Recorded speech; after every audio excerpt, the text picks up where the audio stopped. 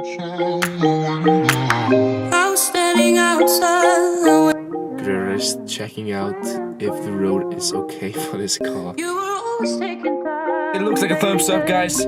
It's a thumbs up. Okay, we are going. So, we're in the middle of nowhere. I'm rocking my ripped jeans. I'm gonna like